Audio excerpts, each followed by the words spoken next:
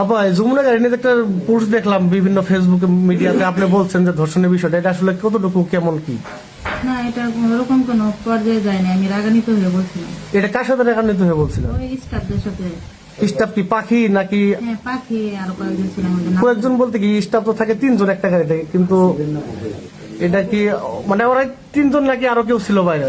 রাগান্বিত যে হয়েছেন যে আপনি বললেন, এটা কি নিয়ে আসলে রাগান্বিত, বা এটা কি বলবেন কি? এমনি ভাড়া নিয়ে এক পর্যায়ে কথা কাটাকাটি।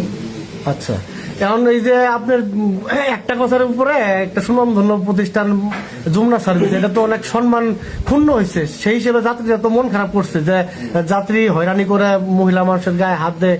তো এটা আসলে আপনি একটু ক্লিয়ার করে বলে দেন যে সবার উদ্দেশ্যে, যে আসলে বিষয়টা ওরকম না, বা কিছু একটা আপনি একটু নিজের মুখে বলেন। বিষয়টা ওরকম ছিল না, রাগান্বিত হয়েছিলাম তাই বলছিলাম, সব ঠিক আছে। আচ্ছা, এমনিতে কোনো রেশারেশি নাই তো আপনার যমুনা গাড়ির প্রতি? না, গাড়ির প্রতি আমার কি রেশারেশি হবে? স্টাফদের সাথে একটু ঝগড়া হয়েছিল, ঝামেলা হয়েছিল তাই।